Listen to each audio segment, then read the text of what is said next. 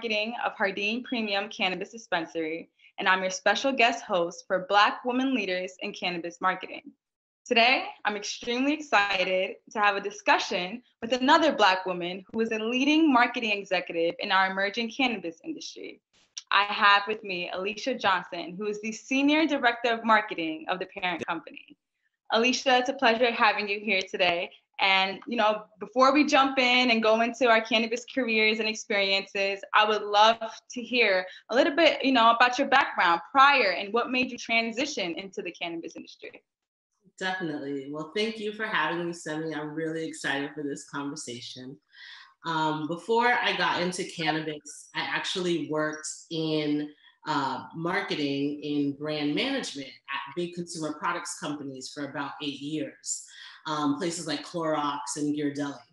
I didn't really know much about the cannabis industry, but in the end of 2017, so right before they opened up the recreational market in California, a recruiter reached out to me for a job at a cannabis company. And I was excited to learn that there were roles very similar to what I was doing as a brand manager in cannabis, a brand manager at Ghirardelli in cannabis. So they were, very similar jobs. I didn't end up getting that job, but it piqued my interest and I started investigating the industry. And then in 2018, I had to have surgery. So I started consuming cannabis because I hadn't been consuming it before, but it was part of like pain management for me. And then really became a part of my lifestyle after I recovered. And just seeing how it impacted my life really committed me to getting involved in the industry. So I started, looking around and applying for jobs and was lucky to get my first cannabis job in the beginning of 2019. And it's interesting overall, with our industry, how there's a lot of synergy between other multiple industries, right? From the retail space, from the actual product space and the branding space. So that's amazing. That's amazing. Yes. How did you get into the industry? So my background came from the entertainment and music industry. So right prior to this, I was actually at Kardashian Jenner Communications, where I used to work with Kris Jenner as her assistant. And there, that's when we really learned about product development and marketing product like Kylie Cosmetics, Kylie Skin, and so forth. But prior to that, most of my experience has always been in entertainment. I used to be at Atlantic. Also worked at I Am Mother with Pharrell and his management team there. And for me, I've always loved the art of branding and creating, right? So with music, it's a lot of lifestyle-driven elements, right? When it comes to marketing strategies, because at the end of the day, it's a personal brand, right?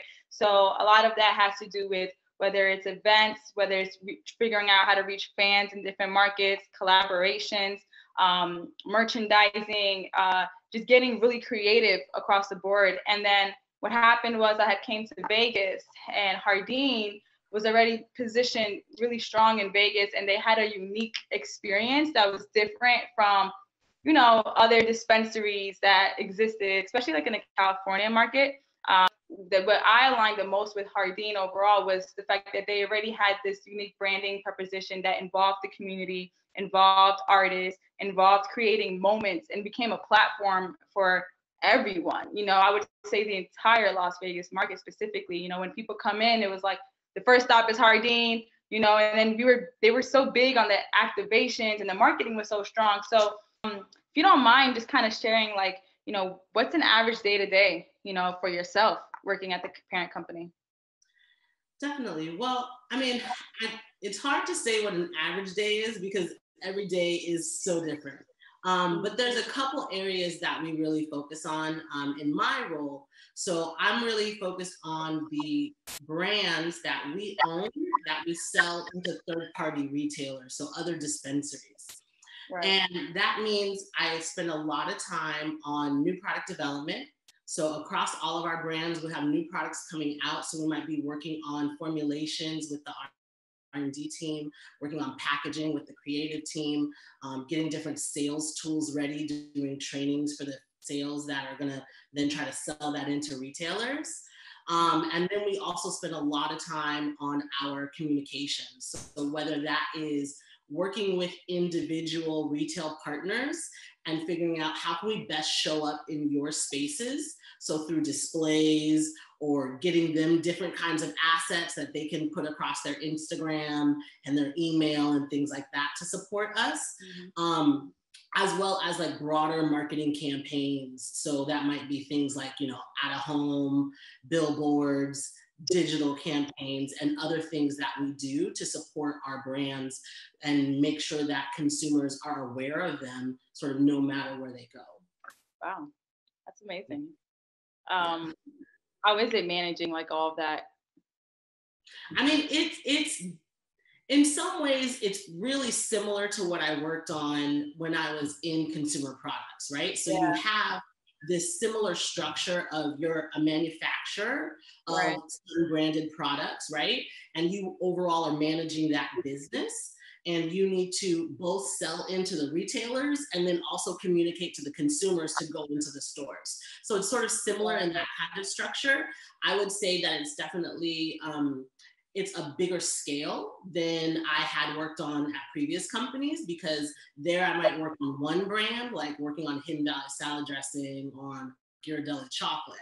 And now I have, I think it's like 9 different brands, from Fun Uncle to Mirayo by Santana. So there's a lot of competing priorities, but you just have to, you know, prioritize, focus, make sure you're well organized, work really well with everyone else on the team, everyone else in the company. But yeah, it's challenging, certainly. You know, I feel like every day it's something new across the board, not only not only within our companies, but even our industry. It's like, oh, new laws just came out, you know. Trash all your packaging, you got to make new ones. Always changing, always a fire drill. It's interesting how, you know, both our positions, as similar they are, you know, they kind of align with each other, right? So for myself, I'm focused on a brick and mortar retail space, you know, a dispensary located in Las Vegas. And of course, right now, you know, we work with vendors, and our sales team work closely as far as having marketing, merchandising opportunities, you know, certain strategies. We could work with certain vendors to get them a little bit more highlighted, because at the end of the day, like for us in the Nevada market, it's cultivation is only sold through dispensaries, right? And for us, we offer 3 sales channel, curbside delivery, and store. And it's really working with you guys to, you know, help distribute, you know, and help reach the people and help identify and balancing that out overall. So I think it's pretty interesting to seeing like the entire ecosystem of like how each role in each company, whether it's a cultivation, a dispensary, you know, a brand, just overall, it's how we all kind of communicate. I think it's really compelling to see kind of like where it's going. One thing I wanted to ask you was, as far as working for like a private equity portfolio company, like what are some different marketing approaches that you focus on? Sure, and I would clarify, the parent company is like a vertically integrated cannabis company, probably I think the biggest vertically integrated cannabis company in California. And we have a few different divisions. So we have our manufacturing, we have distribution, delivery, our brick and mortar retail, and then our product brands. What I focus on is pretty similar to what we were talking about earlier. So, you know, we have on the wholesale brands, new product development, as well as, you know, partnering with the retailers and broader communications that we put out to consumers. We're really looking at, you know, from a company perspective, we're looking at this sort of omni-channel perspective, right? So whether we're messaging to consumers in our own stores or in our delivery channel or through our retail partners, we want to make sure that we have consistent messaging for all of our different brands. That's probably the main complexity there.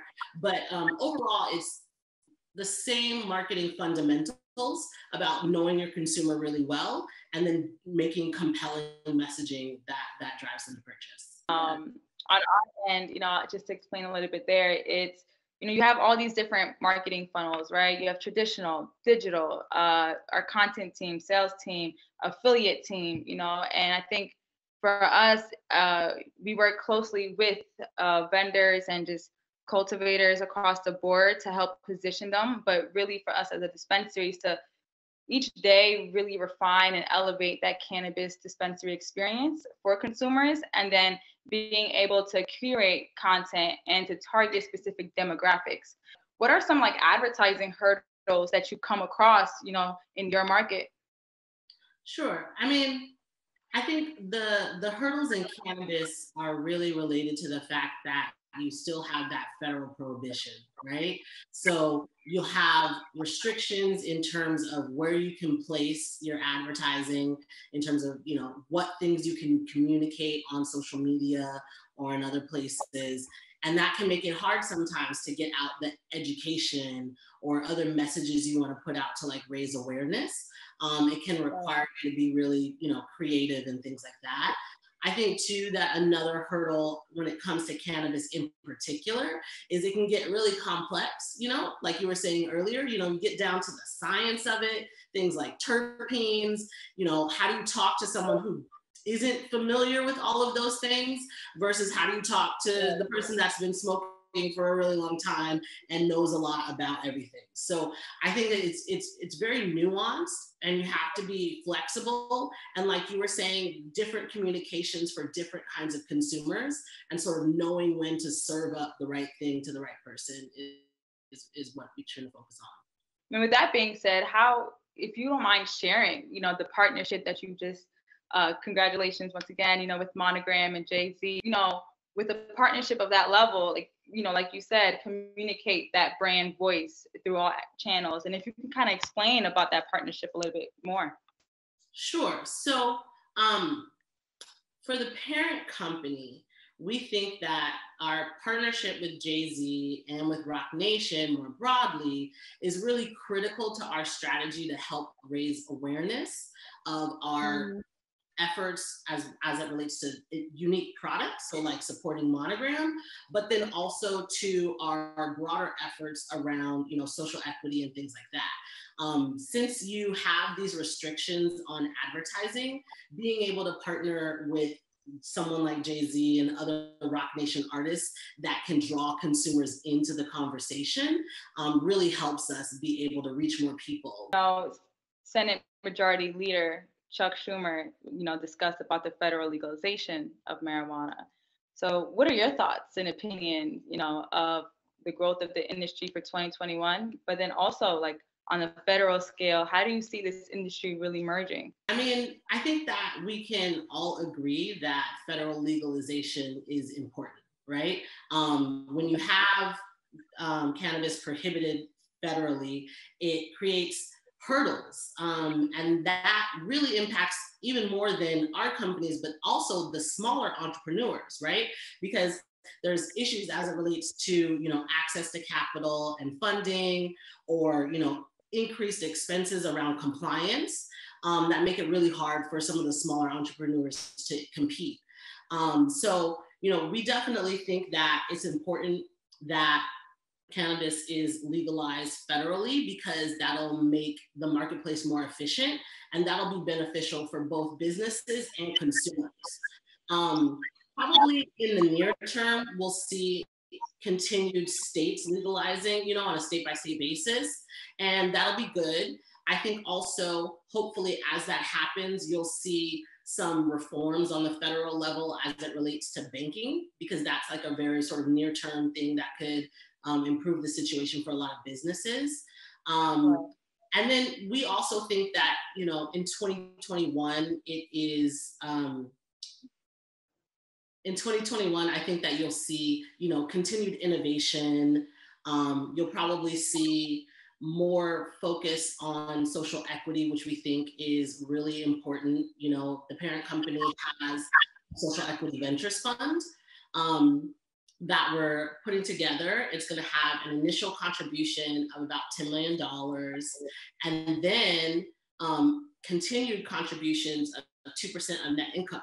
And then that fund is going to invest in Black and minority-owned cannabis businesses. Okay. We think that is really critical, that legal cannabis businesses really take the lead here and support social equity and ensure that communities that have been disproportionately harmed by the war on drugs, like you were talking about before, that they're able to get access to capital, and that's a continued focus from both like a legislative perspective and a commercial perspective as well.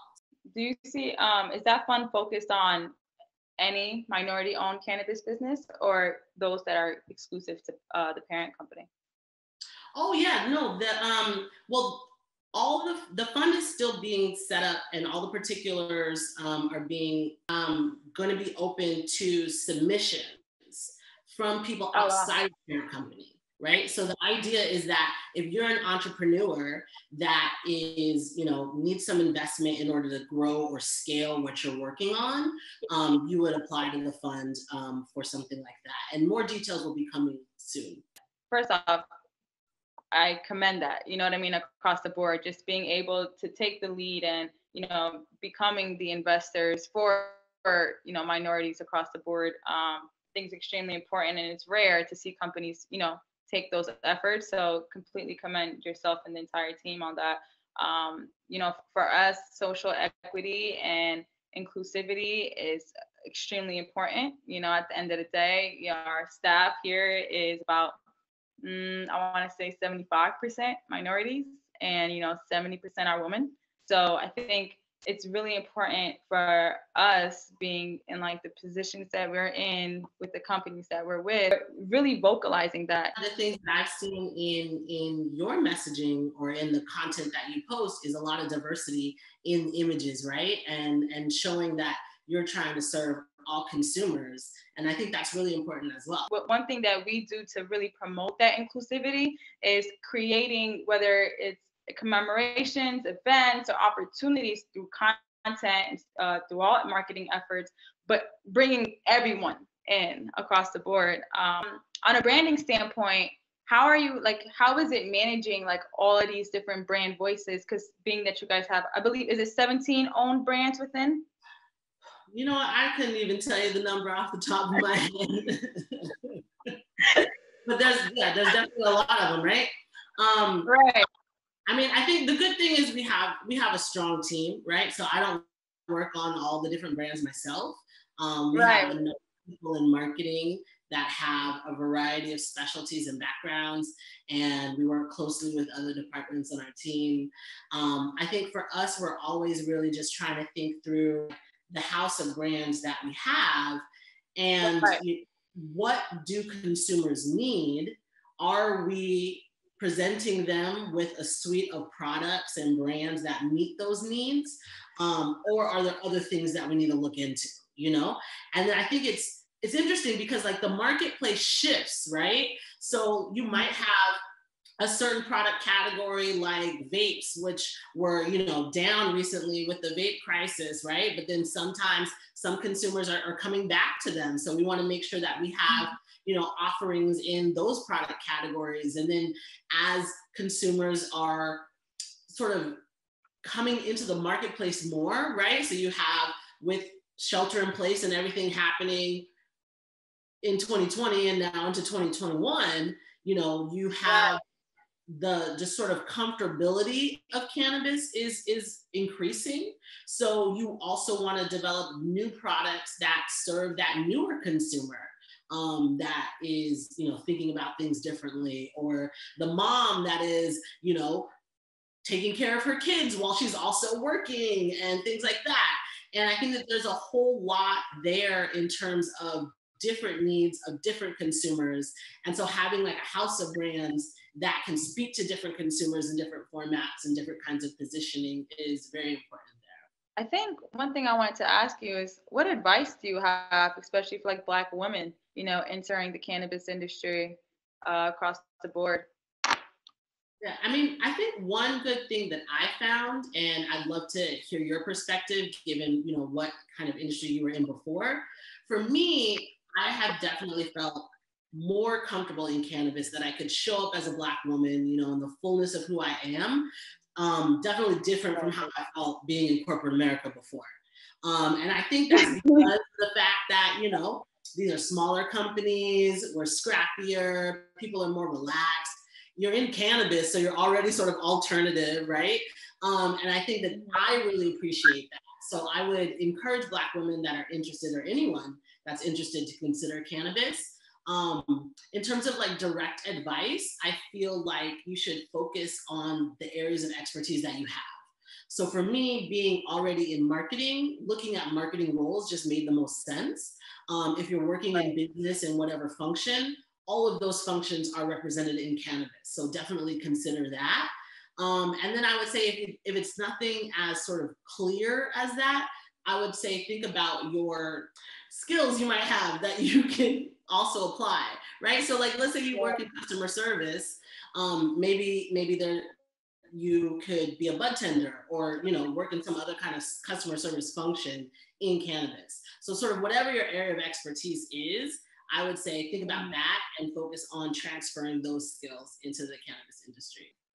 It's like a pool of pulling like all industries into one, right? It's like you do have the marketing and the branding standpoint, depending on where you work, right? And then so that in itself can lead into so many areas between traditional, digital, e-com, like, right? I can just get merchandising, extremely extensive, right? But then you do have, like what you said, customer service driven, like brick and mortar retail experience where, similar to, I want to say, whether store, it's like a Macy's or a Bloomingdale's, or it's very, very similar there. So I think those who do come with those type of experiences can be implemented as well.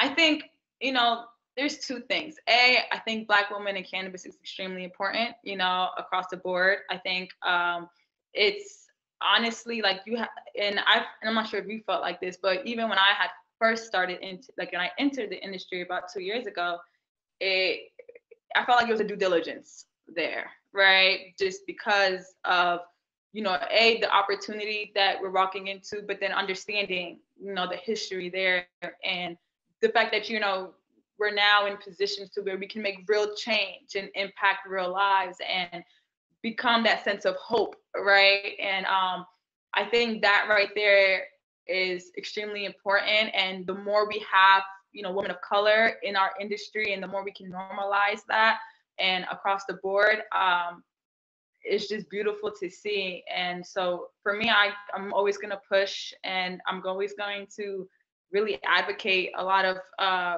women of color to join in or have pieces and parts of industries, whether even if it's not in-house on a contract level, just because I think it's important for the industry as a whole to really see that, right? To see like, oh, wow, like, and yeah, it's across the board. I think it's compelling. Advice that I have, I agree with you. It really has to do with your strengths, and really knowing and owning your strengths. I think there's a lot of the stereotypes of cannabis. I feel like over time, we'll start to lose, because, one thing I talk about, right? Let's, like, if we talk about tobacco, we see how cigarettes are positioned, right? But you see how a cigar is positioned. It's like, if you smoke a cigar, you're top don, but cigarettes, it's a different conversation. So I think there's an art in positioning, within cannabis. And so whether if you are more technical, more customer service, or more marketing or operational, there's room for everyone. And regardless of your strength, I think there's an opportunity for where you can make an impact and, make a change within our industry. And honestly, for myself, and just thank you for your time today as well. It's important for us, on a macro scale, those who are within these positions, to provide that opportunity for others, which I'm excited about. I've been really excited, and these are things that I think about consciously, just making sure that we have that diverse team, and we have where everyone, our consumers, like, our team needs to match our community, like, at the end of the day, you know what I mean? And so I just want to thank you for your time, and thank you for joining us today. If you mind sharing, the parent company social, where can we find you? Where can we learn more about the company across the board? Definitely. The best place right now to follow us is on our website. So it's theparent.co. And as we're just going through this integration right now, we'll be setting up social media channels and LinkedIn and other places where you can follow us and find different information. And then of course, also all of our brands have social platforms where you can follow us as well. Perfect. And then for myself, you guys can follow us at hardeenlasvegas.com and also on Instagram at Hardeen_Las Vegas. And whenever you guys are in Las Vegas, be sure to stop by and we'll be sure to take care of you guys.